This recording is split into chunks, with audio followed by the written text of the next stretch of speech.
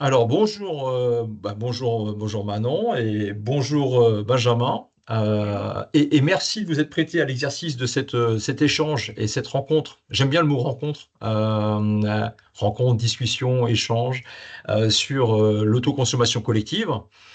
Et je- peut-être déjà vous présenter, je vous laisse peut-être vous présenter, Manon, si tu veux bien. Ouais. Oui, donc je suis Manon Bollinger, je suis avocate à la Cour et je suis nouvellement chez Hugo Lepage avocat. Et voilà, j'ai un parcours assez pluridisciplinaire et j'ai eu la chance de passer par l'ADEME et donc d'écrire on en parlera avec plusieurs personnes, euh, ce guide à destination des collectivités territoriales. Bonjour, Benjamin Huglot, cabinet Huglot Lepage avocat. Donc, nous sommes rencontrés en fait avec Manon sur la rédaction du guide autoconsommation collective de l'ADEME, puisque le cabinet en fait a participé avec d'autres à la rédaction de ce guide sur des points précis. Et donc, je suis ravi d'être avec vous aujourd'hui pour qu'on puisse un petit peu rentrer dans le détail des mines qu'on a pu déminer grâce à ce guide et en fait par rapport à une grande pratique que nous avons ici au cabinet de pouvoir vous aider et présenter aussi des solutions pratiques pour vous accompagner dans vos projets, parce que c'est ça le plus important, bien évidemment, aujourd'hui. Eh ben, merci pour ça. Et pour ceux qui l'auraient toujours pas compris, on va parler de photovoltaïque et d'autoconsommation collective. Mais je dis photovoltaïque, mais pas que, mais ça on en reprécisera. Et on se base aujourd'hui, vous l'avez cité, sur un guide qui a été donc guide pratique. Et on va partager juste l'image de synthèse, puisque là, c'est que l'image de la synthèse que vous avez. Donc, guide pratique à destination des collectivités territoriales, photovoltaïque, autoconsommation collective. Alors la synthèse, elle fait une trentaine de pages, relativement accessible, très très bien fournie en informations. Et la première question que j'ai envie de poser, c'est un peu dans quel contexte a débuté la rédaction de ce guide? En réalité, le guide, c'était demandé par l'article 101 de la loi APER, donc la loi Accélération des énergies renouvelables, dont on a nommé ce petit nom APER, qui est donc issu de 2023, de mars 2023. Il était demandé que d'ici 4 mois, l'ADEME publie un guide à destination des collectivités territoriales. Le guide étant paru très récemment, donc c'est évidemment plus que 4 mois après. Euh, En réalité, donc ce contexte, c'était évidemment de faire quelque chose à destination des collectivités territoriales. C'était une volonté aussi de Madame la ministre Agnès Pannier-Runacher, qui avait organisé une rencontre avec les collectivités territoriales pour encourager la CC. Mhm. Donc en fait, moi étant donc à ce moment-là à l'ADEME, j'ai été, comme j'appartenais à la partie juridique, donc direction des affaires juridiques, on m'a donné comme mission avec un ingénieur, et ça c'est assez important comme on le verra dans le cadre de nos échanges, et c'est très important de toujours coupler pour la CC, de toute manière en général pour les opérations énergétiques, avocat et ingénieur, parce qu'en fait, c'est quelque chose qui est technique à tout point de vue, Mhm. juridiquement, politiquement, mais aussi d'un point de vue pratique.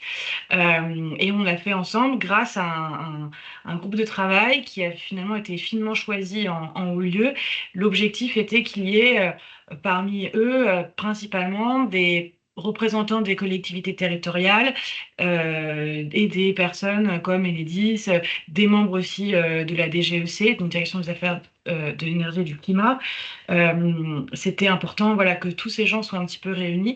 Et ensuite, une fois qu'on levait un peu les difficultés ou qu'on discutait autour de ce sujet au sein du groupe de travail, on a souhaité aussi être accompagné par des avocats. Donc, c'est pour ça qu'on a eu deux cabinets. On a eu notamment, du coup, Laurent Seri et Ivana Alakovic, j'ai arrivé à dire son de famille, et donc le cabinet Hublot Lepage qui nous ont accompagnés pour la rédaction de ce guide qui a une portée politique, et donc il fallait répondre à certaines questions, mais qui aussi, avant tout, devaient être des solutions pratiquement clés en main juridiques pour les collectivités. Et j'ajouterais que on est en fait dans un contexte qui était déjà prégnant à l'époque, puis qui est peut-être encore plus aujourd'hui, de développement de problématiques d'innovation. parce Mhm. qu'on est aussi sur ce genre de questions par rapport aux entreprises, et de régler aussi les problèmes qui sont liés en fait au développement, au maillage du territoire, qui concernent à la fois les entreprises, qui concernent évidemment les collectivités territoriales, dans un souci également de pouvoir évidemment réduire la facture énergétique. Et donc en fait, l'autoconsommation collective, alors on va parler autoconsommation collective, autoconsommation individuelle, les différences juridiques, de quoi il s'agit, mais si vous voulez, on est dans les problématiques qui parlent à tout le monde et où il existe un réel besoin de développement de ces techniques alternatives parce qu'on va évidemment vers une augmentation du coût de l'énergie et que, il y a un besoin évidemment pour les entreprises, mais également pour les personnes privées dans un autre ordre et pour les collectivités publiques, un réel besoin. Et donc, c'est pas simplement une vue de l'esprit ou une mission du législateur qui a été confiée, si je veux dire, euh, par, euh, par inflation législative, mais vraiment, par rapport à l'expérience de terrain, c'est ça dont je vous parle, un réel besoin territorial. Et Donc pour, voilà comment ça se situe aussi. pour terminer et compléter ce que tu viens de dire, Benjamin, en réalité, l'énergie et l'agriculture, j'ai envie de dire, sont des sujets phares, puisque dans ces deux cas, on parle de problématiques d'approvisionnement, c'est-à-dire est-ce qu'on va en avoir assez pour survivre, et donc, de facto, évidemment, on parle d'indépendance et de souveraineté. Et donc, toutes ces questions-là sont importantes et sont essentielles, évidemment, dans un contexte où on veut sortir des énergies fossiles, mais aussi dans un contexte où on a eu une crise de l'énergie, où d'un coup les prix ont flambé et où il fallait pouvoir pourtant arriver à s'approvisionner. Voilà. Et encore dans le contexte d'instabilité qu'on connaît aujourd'hui, Ouais. avec les facéties de M. Trump, les questions d'indépendance énergétique reviennent évidemment au centre du jeu. Évidemment. Alors, Manon, tu faisais la comparaison avec l'agriculture. Enfin, tu parlais de ces deux secteurs très prédominants. Effectivement, il y a aussi l'idée dans les deux cas de produire et de consommer localement. Et j'ai envie de dire, du coup, l'autoconsommation collective, en quelques mots, qu'est-ce que c'est? Et d'un point de vue juridique, comment est-ce qu'elle est définie juridiquement? Oui, tu veux en parler, Benjamin, peut-être? Oui, tu vas compléter. Si vous voulez, ce qu'il faut savoir aujourd'hui, il existe un article L315-2 du Code de l'énergie qui nous définit l'autoconsommation collective. Alors, je vais couper le suspense assez rapidement. On est dans l'attente de pas mal de dispositions réglementaires Ouais. qui ne sont Hmm. toujours pas arrivées, hein, puisque le dispositif il a été modifié pour la dernière en 2021. Et c'est peut-être aussi la difficulté. C'est qu'aujourd'hui, en fait, dans un cadre qui est assez large, peut-être un peu trop dans la mesure où ça donne lieu parfois sur le terrain à des pratiques, mais la Mhm. pratique, c'est pas du droit. Donc, sans vouloir parler psychorigide, au contraire, c'est très important dans un secteur qui n'est pas totalement encadré d'être bien accompagné parce que, pour rien vous cacher, on a quand même pu rencontrer des montages, on va dire, un peu baroques.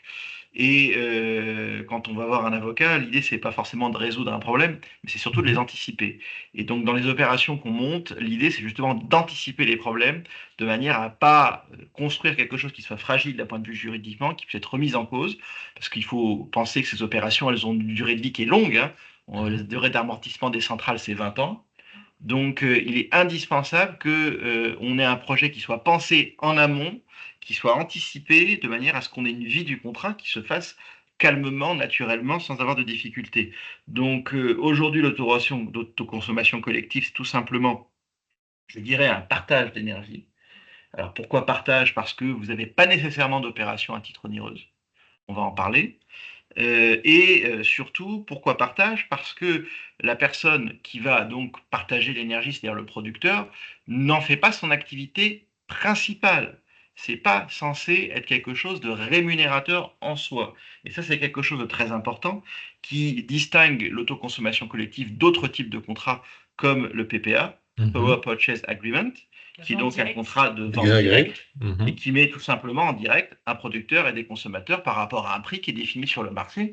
Et donc, on est vraiment dans une logique d'opérateur économique, si vous voulez, qui est très différente, philosophiquement parlant, de l'autoconsommation collective. Et je pense que Manon pourra vous en parler plus en Oui, détail, oui. parce que quand on a rédigé ce guide, on a dû poser une définition de Mhm. l'autoconsommation ce qui n'a pas forcément été de tout repos. Non, après la définition, encore une fois, le guide, ça c'est aussi important, c'est que c'est de la soft law, on va dire, c'est-à-dire que c'est quelque chose qui existe aujourd'hui et qui est censé aider à développer et à comprendre le droit, mais évidemment, on n'a pas fait le droit. Donc quand on parle des discussions qu'on a eues, c'était plutôt essayer de voir, de démêler.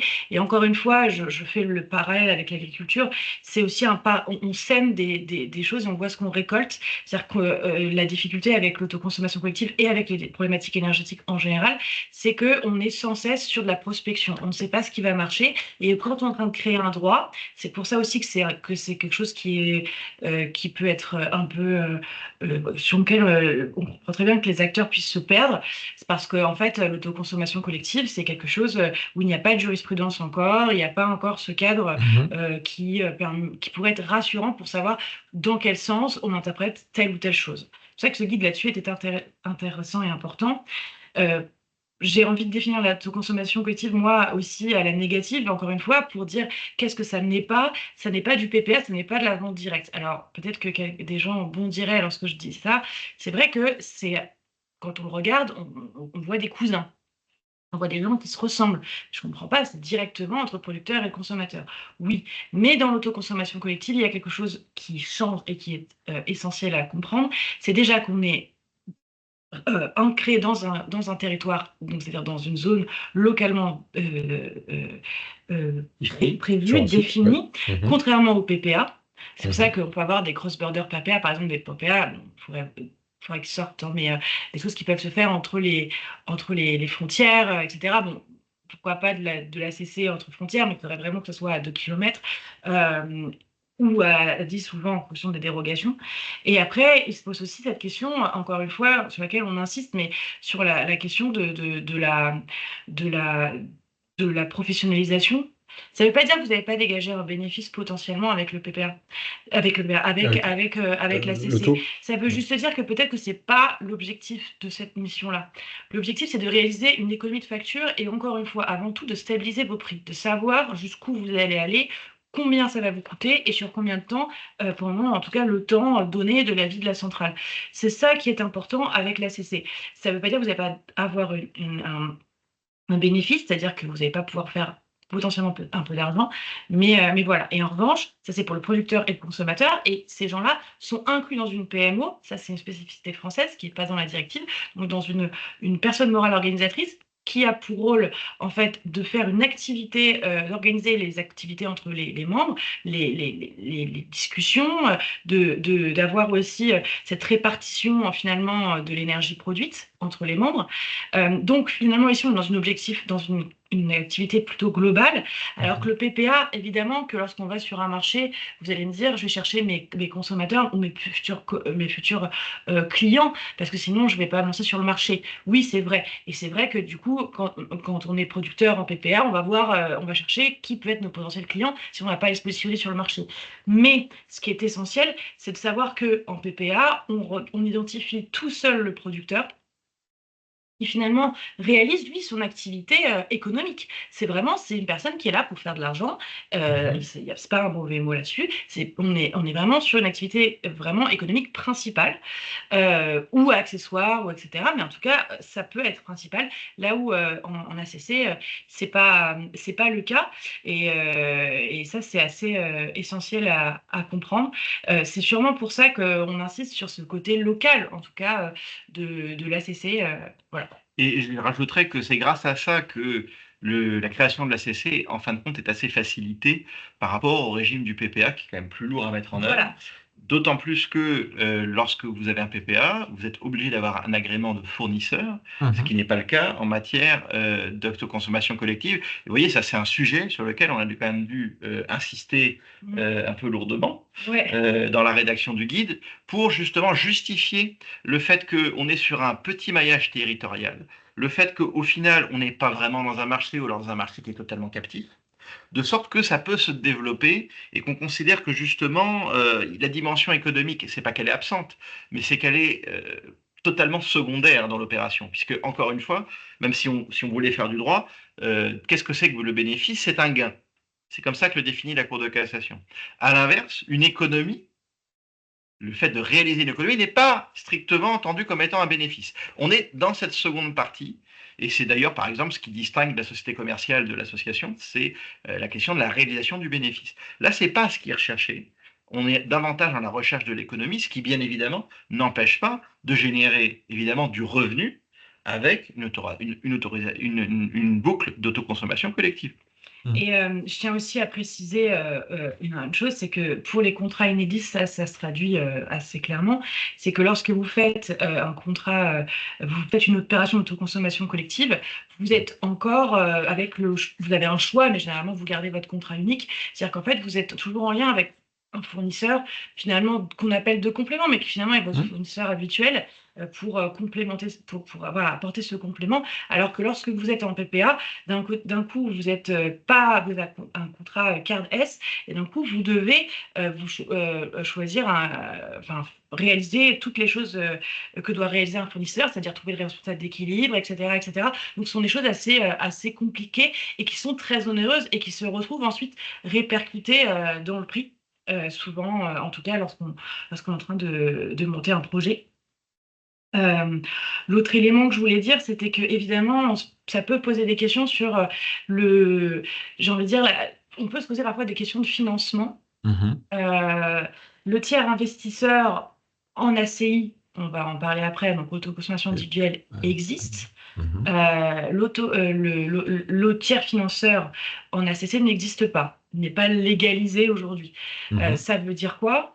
Ça veut dire que, notamment, ça c'est une traduction, c'est que votre producteur, il ne faut pas qu'il soit, encore une fois, professionnel. Et ça va se jouer dans les contrats de location de centrale, de mise à disposition, etc. Toutes ces questions qui sont essentielles lorsqu'on veut financer son opération. Et j'ajouterais qu'en fait, c'est pour ça qu'en pratique, quand on monte une opération d'autoconsommation collective, l'idéal, c'est de combiner les deux. C'est-à-dire de combiner à la fois l'autoconsommation individuelle. Vous avez par exemple, alors, soit vous avez des bâtiments neufs, et c'est ce que vous disiez, l'important c'est souvent d'anticiper les questions, parce que souvent on se lance dedans une fois que le projet est déjà avancé. Il faut quand même s'assurer qu'on ait de la faisabilité technique par rapport, si c'est sur le toit, avoir la structure suffisante pour pouvoir l'installer, de passer les câbles, il faut anticiper ça d'un point de vue structurel. Mais si on prend l'exemple d'un bâtiment qui est construit, mais rien n'empêche à ce bâtiment de pouvoir autoconsommer sa propre consommation produite par la centrale, on est en autoconsommation individuelle, et de décider, par exemple, pour ce qu'il ne consommera pas, ou s'il y a une époque où il ne consomme pas son électricité, d'avoir en même temps une opération d'autoconsommation collective qui lui permet d'amortir le prix de sa centrale auprès de consommateurs. Et donc, vous voyez, on combine aisément les deux, ça a aussi des avantages d'un point de vue fiscal, et d'autant plus que la CC, autoconsommation collective, est facilitée aujourd'hui par la baisse de droits d'accise, et par la TVA qui est à 5,5. Mais du coup, ce montage, il y a forcément des difficultés que vous avez pu identifier. Et la question, c'est est-ce que ce guide pourra répondre aux difficultés que vous avez pu identifier? Alors oui, il y a différentes questions, notamment au niveau de l'accise. Une question aussi En fait, j'ai envie de dire, ce guide, finalement, en quoi je le trouve bien fait, c'est que finalement, je me jette des fleurs en disant ça, mais je me jette des fleurs en disant ça, mais c'est que... Vous avez le droit. Déjà, la question, c'est toujours d'où on part, d'où on va, qu'est-ce qu'on va faire. C'est qu'on ne va pas se lancer sur une ACC directe. Hop là, on y va. Non. Déjà, le plus important, c'est d'identifier qui je suis. Je suis d'une collectivité, ok, qu'est-ce que je veux faire? Je veux être producteur, je veux être consommateur, je veux être les deux. Qu'est-ce que j'ai à ma disposition? Est-ce que j'ai une disposition, un foncier, etc. Ça, c'est des questions que peuvent se poser aussi les acteurs privés sur leur foncier ou sur les choses. Globalement, ça va être, j'ai un parking qui est soumis à une obligation de solarisation. Qu'est-ce que je fais et comment je valorise économiquement cette obligation, parce que ça ne doit pas être là juste pour plomber mon bilan. Mon budget, mon bilan, ouais. Voilà, ça ne doit pas être juste là pour ça, on espère. Donc, comment est-ce que je le fais? Donc, ok, donc je vais être producteur. Donc, notamment aujourd'hui, tiens, il y a ce S21, peut-être que je ne peux pas en vente directe. Qu'est-ce que je fais? On peut se dire, déjà, je peux faire de l'ACI parce que peut-être que je suis à la fois producteur et consommateur. puisque c'est sur mon bâtiment, je suis titulaire du PDL en tant que consommateur et titulaire en tant que producteur, et grâce à l'énergie produite, je vais pouvoir alimenter une partie de mon bâtiment. Mon bâtiment a du surplus. Bon, bah, qui serait autour de moi qui pourrait en avoir besoin? Ça peut être la collectivité, ça peut être d'autres personnes privées. Et donc, ce qui est intéressant, c'est que par ces nouvelles, ces nouvelles obligations, on peut aussi trouver une manière finalement de penser local et comment est-ce qu'on peut, entre guillemets, avoir du vivre ensemble. La difficulté avec la collectivité, c'est qu'évidemment, elle est soumise à la commande publique. Et donc, elle est souvent à la fois à l'initiative, ou en tout cas, elle aime et elle a envie d'être partenaire des industriels et des privés. La difficulté, c'est souvent pour elle, si elle veut si elle veut participer à la société de projet, elle peut le faire sans poser de questions. En revanche, si elle veut être consommatrice, là, c'est problématique. Et c'est là où c'est intéressant parce que ce guide y répond. C'est qu'en réalité, malheureusement, on n'a pas de solution sur comment, si vous voulez, mettre complètement en concurrence toutes les personnes qui essentiellement auraient envie d'être voilà, productrices et en tout cas euh, voulant voilà, donner de l'énergie commercer de l'énergie avec la collectivité. Mais ce qui est intéressant, c'est encore une fois, comme Benjamin disait, d'anticiper le besoin. Il y a une possibilité d'user du sourcing, et donc par cela, d'avoir dans un cadre légal, et ça c'est pas nouveau, dans un cadre légal, de pouvoir dire à la collectivité, attends, si tu veux, tu peux mettre en place ce type de dialogue, et à partir de là, on peut discuter ensemble, et on peut voir quel est ton besoin, est-ce que ça ne te dirait pas qu'on soit partenaire, qui pourrait être là, et à ce moment-là, hop, on réorganise, et on organise correctement la mise en concurrence. Ce qui est important, parce qu'encore une fois, notre industriel, parfois, bah, il est tributaire des AMI, il est tributaire des appels à projets. Et malheureusement, souvent, on a des collectivités qui, parce qu'elles sont trop petites, parce qu'elles s'y connaissent pas, parce qu'elles ont beaucoup de choses à gérer, ne savent pas forcément comment définir leurs besoins. Elles veulent du local, elles veulent du vert, elles veulent quelque chose comme ça, mais elles ne savent pas vraiment comment l'appeler. Eh ben, ce qui est intéressant, c'est de toujours partir d'un dialogue, en tout cas avec ces différents partenaires dans un cadre légal. Sinon, on commence à rentrer sous le coup d'interdictions voilà, assez embêtantes. Mais c'est important, en tout cas, voilà, c'était ce que je voulais dire, c'était important d'avoir ce dialogue, et ce guide là-dessus permet d'y répondre. Pour synthétiser un peu ce que disait Manon, le guide, pour moi, il a deux vertus. La première, c'est que, et ça c'est aussi grâce au travail de Manon, d'avoir réussi à dégager une doctrine commune avec des gens qui avaient quand même des opinions assez différentes autour de la table. Et donc, on a dégagé une doctrine commune avec toutes ces personnes différentes. Ça, c'est la première chose. La deuxième chose, c'est que si le guide ne permet pas de répondre à toutes les questions, parce que ce n'est pas son but, en revanche, il apporte les bonnes questions. C'est-à-dire qu'il se permet aux porteurs de projets, aussi bien personnes privées que personnes publiques, d'anticiper les problèmes et de se poser les questions en amont. On ne va pas pouvoir régler en pratique les solutions de chaque projet individuel. Ce n'est pas l'objet du guide. En revanche, c'est un vadémécum qui permet aux porteurs de projets de se dire, voilà, je veux me lancer dans la CC, quelles sont les étapes qu'il faut que je respecte? Quelles sont les questions qu'il faut que je me pose? Parce que en pratique, au cabinet, on travaille beaucoup avec les collectivités et on se rend compte qu'on est parfois sollicité à un stade qui est presque trop avancé par rapport à un projet où on se rend compte que tel qu'il a été fabriqué, ne marche pas. Bon, souvent, vous avez des porteurs de projets, parfois des entreprises solaires et autres, qui ont une réelle compétence technique et qui savent de quoi elles parlent, mais qui n'anticipent pas les problématiques juridiques qui sont liées aux personnes publiques et les contraintes qui pèsent sur elles d'un point de vue réglementaire. Et donc, vous arrivez, on vous dit, écoutez, voilà, je voudrais signer un contrat avec telle personne. Concrètement, est-ce que je peux le faire ou pas? Et c'est là et le contrat est déjà écrit. Et donc vous dites, bah, en fin de compte, moi, il y a telle ou telle question. Ah bah oui, on n'avait pas pensé à ça. C'est ça que ça Ah bah oui, on arrive n'avait pas pensé à ça. au niveau de la domanialité Donc, ou au niveau de l'approvisionnement énergétique. concrètement, si vous voulez, il y a une difficulté d'anticiper ces problèmes-là. Alors, ça peut être de la domanialité, ça peut être des règles de la commande publique, ça peut être aussi des questions d'autorisation administrative qui peuvent se poser. Est-ce que j'ai la maîtrise du foncier ou pas? Est-ce qu'il faut que je passe une procédure de mise en concurrence pour délivrer une autorisation d'occupation du domaine public? Est-ce qu'il faut passer un marché public? Bon, ça, je vous dirais que c'est la contrainte des personnes publiques qui est mal anticipée par notamment des sociétés qui construisent des projets clés en main, mais qui sont souvent pensés pour des privés, qui n'ont pas du tout les mêmes contraintes que les personnes publiques, alors qu'aujourd'hui, les personnes publiques sont quand même celles qui ont le plus de ressources. Mais c'est également la même chose pour les entreprises. On travaille notamment pour pas mal de structures qui font de la location de bâtiments à Mhm. usage industriel, commercial. Et donc, il faut monter les questions. Puis vous voyez que l'industriel dit, ah, bah, attendez, moi je veux bien prêter mon toit, mais en fait, j'ai pas du tout envie d'être producteur parce que j'ai pas envie de me voir les contraintes réglementaires.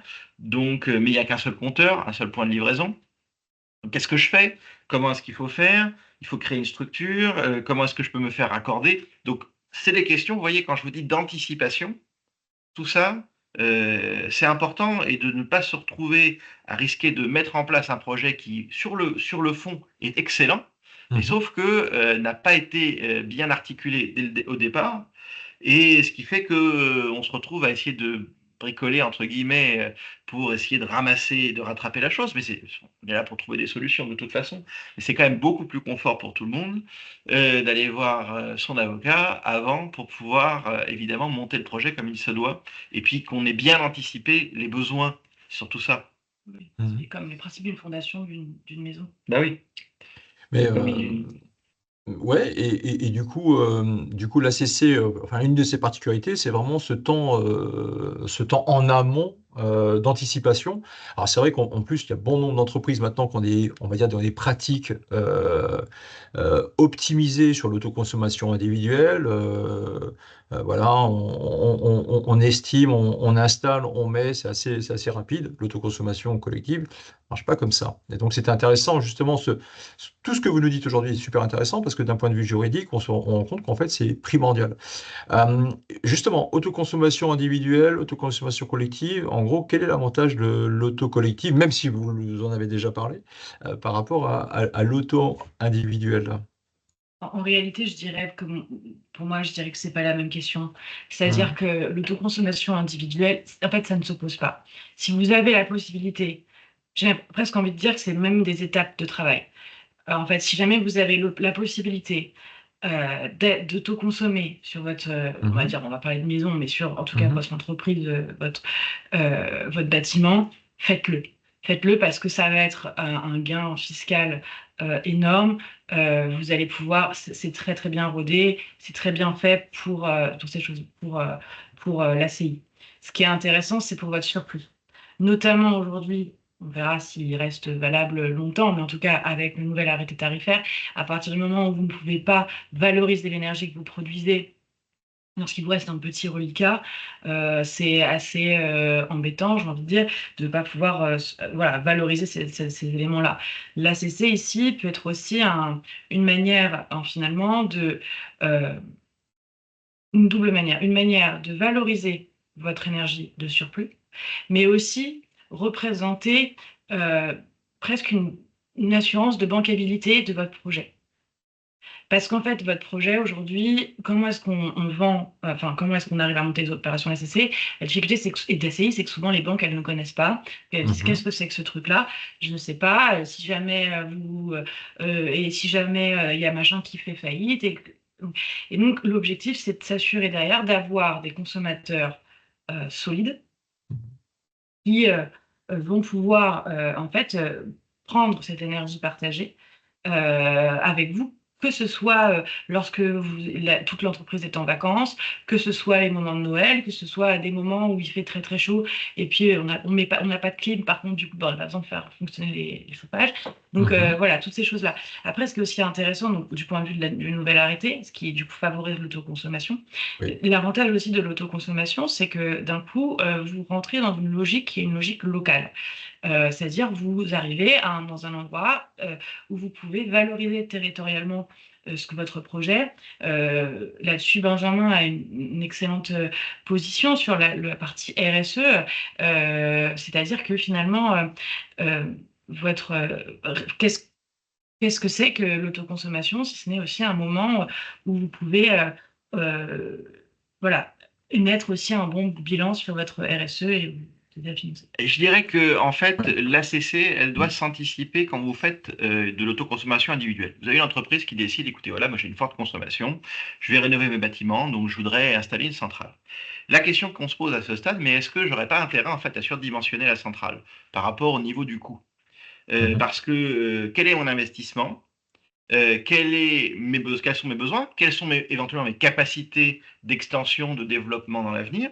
Mhm. Et de se dire, bah voilà, je prends le parti, parce que j'ai une grande surface, de pouvoir, et en plus répondre aux obligations de solarisation, pourquoi pas en plus, donc tout le monde est gagnant. Dont on va parler aussi, J'anticipe, ouais. Mhm. je surdimensionne. Et je me dis, voilà, je sais peut-être que dans 10 ans, dans 5 ans, je vais avoir tel besoin, je vais avoir besoin d'étendre mes bâtiments, de construire à côté. Donc, je surdimensionne une centrale qui va donc dépasser mes propres besoins. En attendant, j'en profite pour coupler à mon autoconsommation individuelle de l'autoconsommation collective. Je me trouve donc des clients consommateurs autour qui vont permettre d'amortir cette centrale, donc de pouvoir faciliter l'amortissement de l'investissement pour l'entreprise.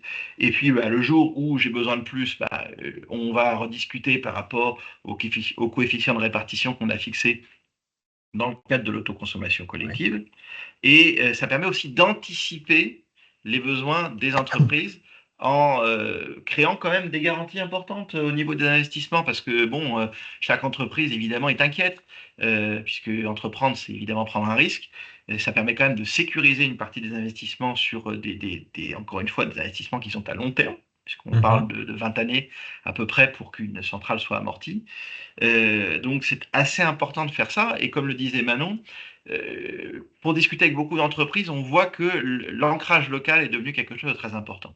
À la fois par rapport aux relations, pour justement assurer le développement des entreprises, et en même temps parce que bah, on est dans un monde qui bouge beaucoup et que on a besoin en fait de se soutenir. Et pas que pour des questions je dirais comme on dit, de greenwashing aujourd'hui, c'est-à-dire de blanchiment vert. Il y Surtout pas. a un lien avec le territoire et l'entreprise peut très bien décider, puisque aussi ça va devenir des obligations pour un certain nombre très important d'entreprises, dans le cadre des obligations RSE de publication des bilans, bah, de décider, pourquoi pas, et on espère un jour, et ça on a beaucoup milité là-dessus, mais c'est pas encore abouti, de pouvoir avoir une défiscalisation de dons d'énergie. Mhm. S'agissant d'organismes d'intérêt général, eh bien, moi, je suis une entreprise qui va financer, qui va aider la maison de retraite. Moi, je suis une entreprise qui va financer, qui va donner de l'électricité pour les écoles, pour les services publics. Et ça, les collectivités, elles sont très en demande de ce genre de choses et elles sont également prêtes à investir sur ce genre de projet. Donc, il y a plein de montages qui sont en réalité possibles pour permettre ce genre d'investissement et ce genre de choses. Donc, il y a vraiment une réflexion, encore une fois, en amont à monter. Et pour nous, l'ACI et l'ACC, elles se complètent. Elles ne Ouais. s'opposent absolument pas. Du coup, c'est déjà les conseils que vous donnez. Je suis un industriel, je commencerai peut-être par évaluer mon potentiel solaire sur mon site et commencer peut-être par dessiner une autoconsommation individuelle, mais en même temps d'envisager ce que je pourrais faire d'un surplus, voire surdimensionner, parce que je sais que tel ou tel voisin, on va dire, dans un rayon de 2 km, sans parler des dérogations, mais potentiellement, je pourrais revaloriser ce surplus-là. Euh, En fait, d'anticiper. Pardon, mais oui. tu n'as pas terminé ta phrase. Non, non, Avec le et du coup, décalage. non, mais du coup, c'est très bien parce que je disais, quels sont ces conseils peut-être supplémentaires que vous auriez ou voilà. Mais c'est Donc, d'aller parler aux gens, en fait. Ah, D'aller ouais. voir les voisins. Même quand on pense à installer une centrale, ouais, on va voir les voisins. Parce qu'on se dit, est-ce ouais, qu'il y a, enfin, je me mets dans le pas entrepreneur, est-ce qu'il y a un marché, en fait, ouais, derrière? hein, Parce que avant, effectivement, de faire des devis, d'aller chiffrer, quels sont les besoins autour de moi? Est-ce que c'est parlant? Est-ce qu'il y a un marché derrière? C'est une étude de marché aussi par rapport à la Moi, l'ACC. je partirais aussi Euh, des caractéristiques techniques de ce que vous hum, et avez. bien En fait, sûr, c'est-à-dire que ouais, tout va dépendre les de deux. est-ce que vous avez un PDL, est-ce que vous en avez deux, à qui appartient le nom du PDL, oui, parce que toutes ces questions-là sont bien sûr importantes parce que ça va déterminer presque tout de hum, suite parfois si vous allez devoir faire une ACC directe ou une ACI ou comment monter votre projet. Donc déjà, premièrement, ces questions-là. Et puis, après, on parlait d'anticipation. Si jamais vous créez plus tard un bâtiment, sachez aussi que ce qui est intéressant, c'est que si votre bâtiment est dans un rayon de 2 kilomètres, vous allez pouvoir faire de l'ACC patrimonial. Donc, vous allez pouvoir partager l'énergie que vous avez sur un endroit avec ce qu'il y a à 2, à 10 ou 20 kilomètres en 10 ou fonction 20. des dérogations. Et ça aussi, c'est un gain. C'est un gain parce que c'est quelque chose qui vous permet de maîtriser votre énergie et de savoir maîtriser en avance vos dépenses. Sur l'appareil d'anticipation, alors il y a la solarisation des bâtiments existants, il y a aussi l'obligation de solarisation et de végétalisation aussi des bâtiments neufs. Et donc, avant qu'ils sortent de terre, c'est souvent intéressant parce que c'est maintenant qu'il faut se poser la question, qu'est-ce qu'on va faire de cette énergie et comment est-ce qu'on dimensionne notre centrale? Mhm. Et ça, c'est pour ça que je réinsiste sur ce couple de travail très important. Je dis ça parce que à l'ADEME, j'en ai bénéficié de ce couple ingénieur Ingénieur. et juriste. Nous sommes deux techniciens spécialistes, experts, on va dire plutôt, de nos domaines. L'ingénieur va peut-être voir toucher 3 trucs en droit, mais généralement, il n'aime pas ça et il trouve ça trop. Enfin, il est souvent perdu. Et pareil, le juriste, bah, lui, c'est pas son métier de construire des ponts ou que sais-je. Donc, forcément, de dimensionner des installations, on sait lire les papiers, on sait lire combien est la centrale, on sait voir où est le PDL. Mais alors, voilà, chacun son métier, mais par contre, nous sommes complémentaires et utiles ensemble. J'aime beaucoup, Benjamin, cette manière, cette approche de se dire, bah, allez discuter avec votre voisin. On revient encore une fois, c'est sur du bon sens.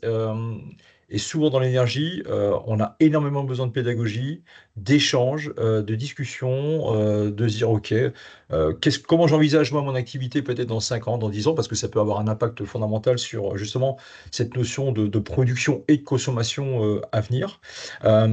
Et maintenant, toi, tu parlais tout au début, à un moment donné, de la loi donc d'accélération à la production d'énergie renouvelable, donc la loi APER de mars 2023. Est-ce qu'elle a du coup apporté cette loi des modifications sur l'autoconsommation collective? Voilà, et peut-être rappeler en gros, en 2 mots, peut-être si tu veux, quel est l'objectif de cette loi, ouais, et surtout quelles sont les obligations. La loi, c'est d'accélérer le développement des énergies renouvelables. Qui a, comme nous avons vu, extrêmement été accélérée grâce à cette loi. Mais voilà, malheureusement, elle n'a pas, Instant humour. elle a pas eu l'impact qu'elle aurait pu ou aurait dû avoir. Mais en fait, la difficulté, c'est que les politiques sont toujours tous tributaires finalement de ce qui se passe dans le monde. Ce qui est assez intéressant, par contre, et essentiel, c'est que cette loi APER permet finalement à ce que la durée des contrats puisse se calquer sur la durée des amortissements. Et puis, donc ça, c'est pour le contrat de la commande publique. Et puis aussi que la vente directe a été créée et que et donc dans cet article L331-5, il y a vraiment cette distinction vente directe, ACC, fourniture. Et finalement, qu'il y a cette possibilité de recourir au contrat de la commande publique pour pouvoir se fournir en électricité, enfin s'approvisionner, c'est mieux de dire s'approvisionner en électricité via ces quelconques possibilités. Malheureusement, la loi APER, par moment, et parce qu'encore une fois, parfois c'est difficile et on voit bien, nous, on a eu des discussions compliquées et ne va pas forcément au bout des choses. On aurait pu apprécier que la loi APER nous dise sur quel marché réaliser la mise en concurrence, ce qui aurait facilité bien des choses pour les acteurs et notamment pour les collectivités.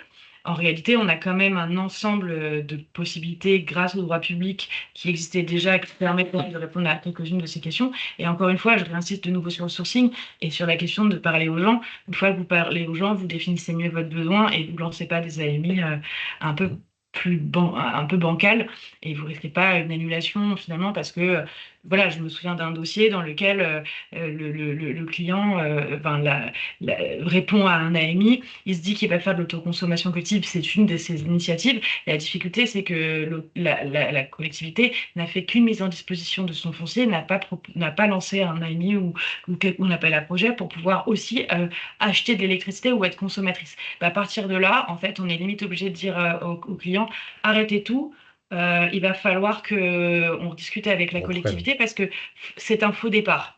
Et vous allez vers un risque d'annulation de votre projet alors que vous avez déjà pas mal engagé de De sous, de fond. temps.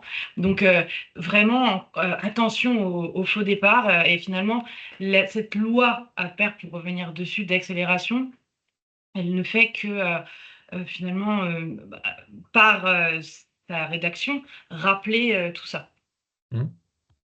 Ok. J'ajouterais d'un point de vue plus général, en fait, on parle beaucoup de politique énergétique aujourd'hui et de transition écologique, mais c'est pas qu'une posture, et nous, je vous dis, on fait pas de politique au cabinet, c'est pas notre objectif là-dessus, mais on a en tout cas une conviction profonde, c'est que la transition écologique, pour nous, c'est une source de développement économique.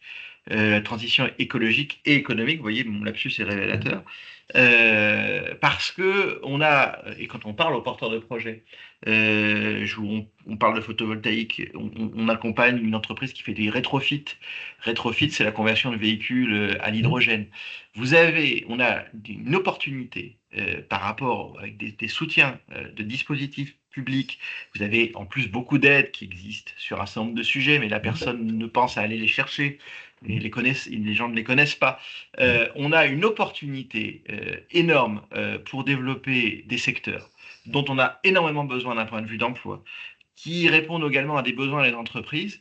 Et donc, on peut pas, et aucune entreprise n'accepterait de mettre tous ses œufs dans le même panier.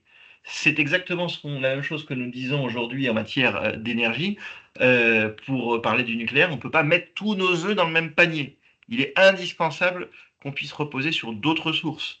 Et qui plus est, de développer des filiales dans lesquelles on est capable d'être compétitif, on est capable d'être à la pointe de l'innovation. Et donc, au-delà de faire une bonne action, si vous voulez, d'un point de vue écologique et environnemental, dans le cadre des opérations de la CC de partage d'électricité, on développe une compétitivité dont on a besoin. C'est essentiel aujourd'hui. En Et, réalité, et ouais. soyez créatifs. Soyez C'est créatifs. possible enfin, voilà, on vous accompagne toujours. Osez-vous, lancez-vous, nous, on sera là pour monter, pour vous aider et vous accompagner dans ces projets.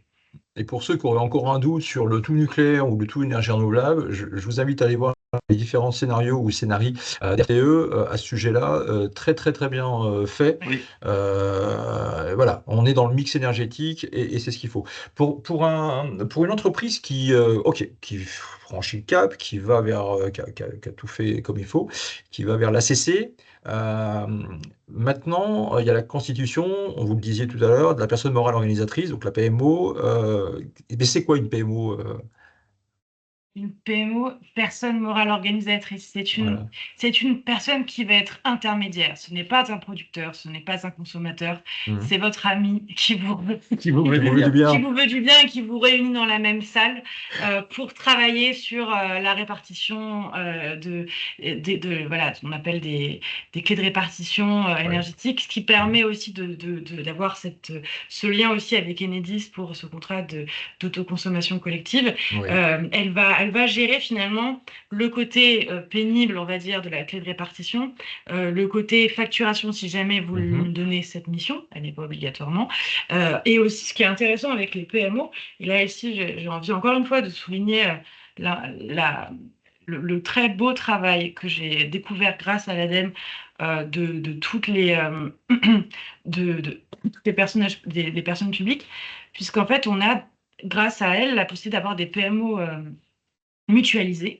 Et donc, Mhm. finalement, une PMO peut gérer différentes branches de Mhm. manière séparée. Elles ne sont pas copines, elles sont juste gérées par la même personne voilà, à qui on donne une compétence qui est quand même une compétence pas si facile, euh, qui peut être en même temps une association, qui peut être, voilà, Ah, d'autres, ok. ça peut avoir plusieurs formes juridiques. Généralement, l'association est la forme La plus simple. la plus simple et la plus privilégiée.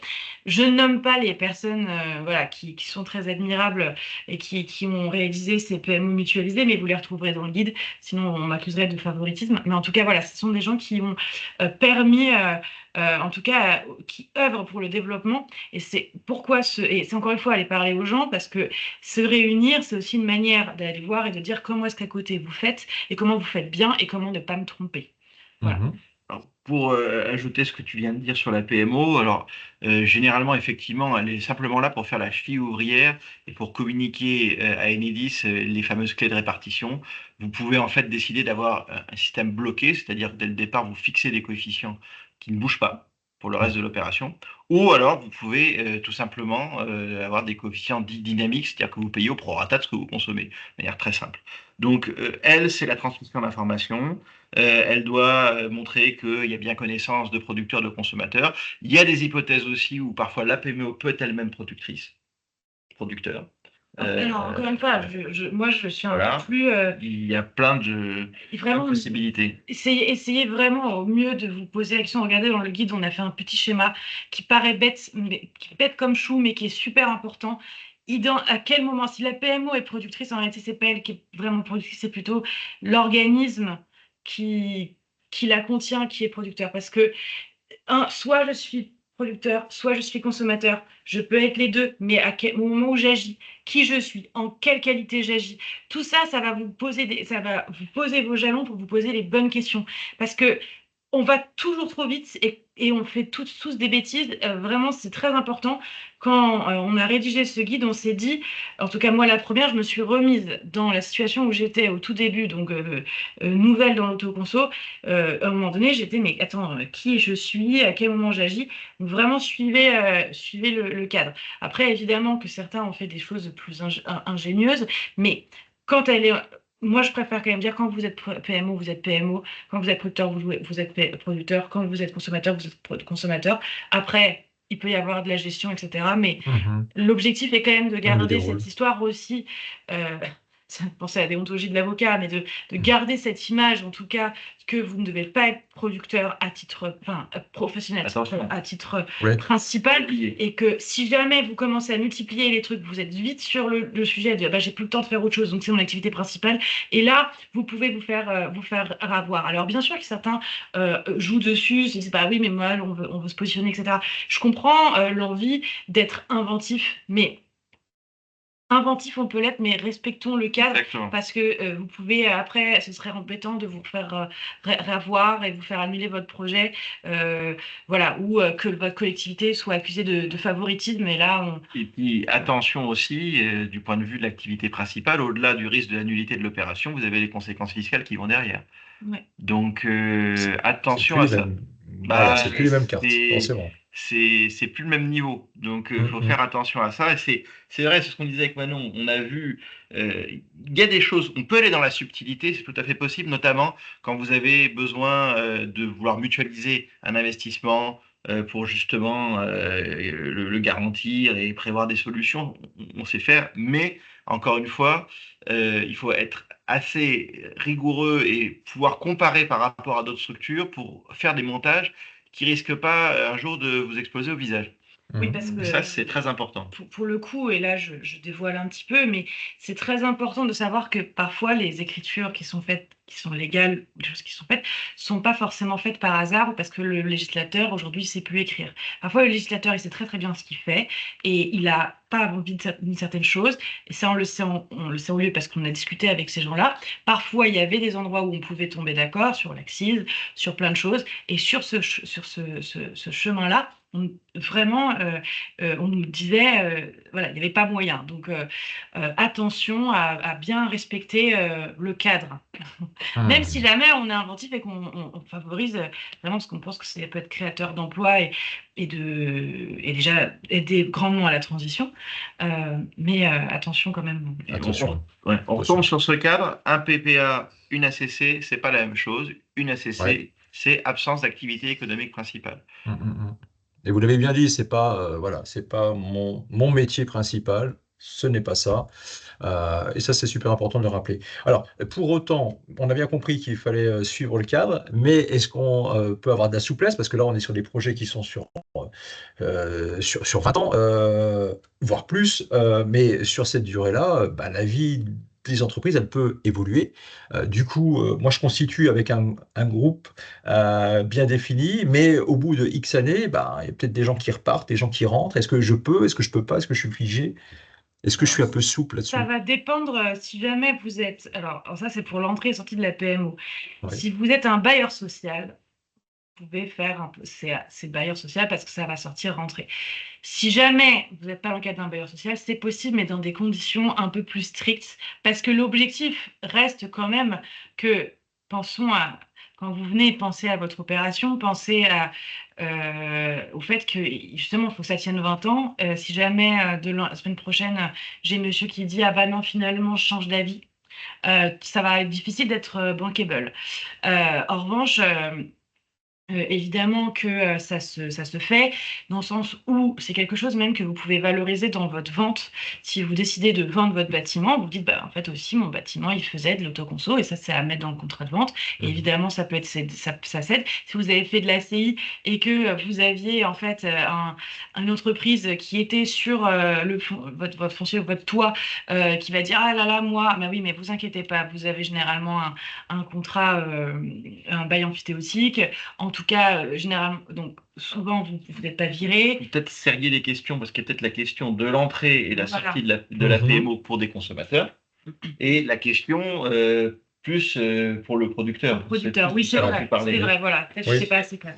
Mhm. Pour la question, comme dans la vie de n'importe quel contrat, vous avez des consommateurs qui rentrent et qui sortent. Mhm. C'est géré par la PMO qui communique les nouveaux arrivants, les partants. C'est quelque chose qui peut être un peu plus complexe lorsque vous avez une PMO productrice, Mhm. dans certains cas. Oui, en fait, Voilà. disons que c'est comme dans chaque contrat, pour sortir, il y a des règles et on sort et on est défini Voilà. à l'avance. C'est Et vrai c'est possible. que dans ce qu'il y a de plus facile pour les entrées et les sorties, c'est Chez le les bailleur consommateurs. social.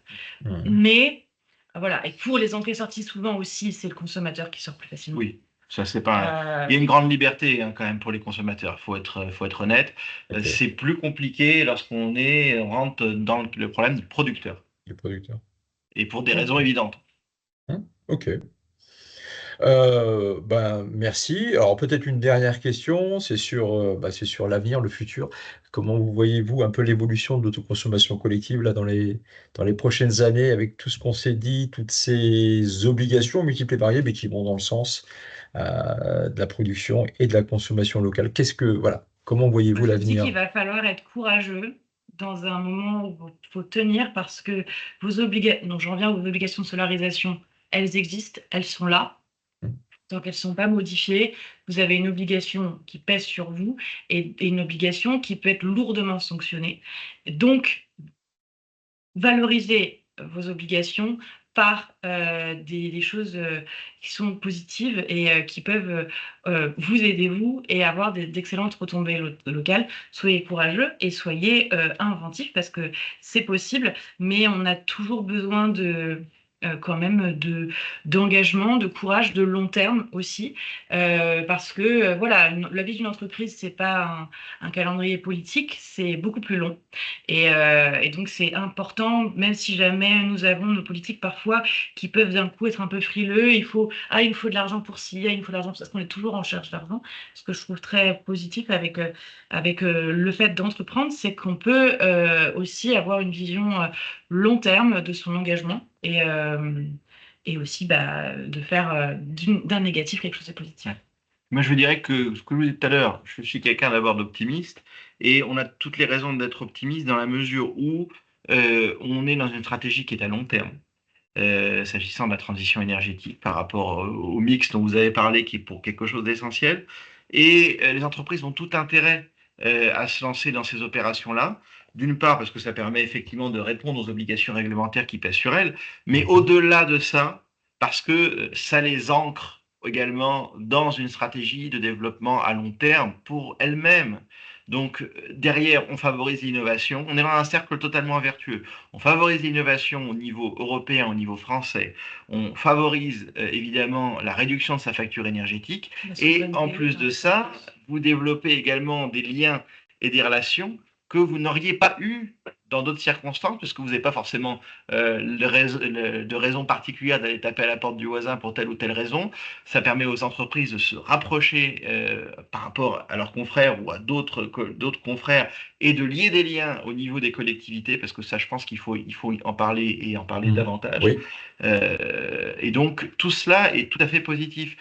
Moi, je le vois au-delà de la contrainte comme vraiment une opportunité et des potentialités d'investissement qui, pour le coup, je ne veux pas dire qu'ils sont totalement garantis parce qu'il n'y a aucun placement qui soit complètement garanti, Oui, mais mais qui est sécurisé. sécurisé. Tout à fait. Absolument.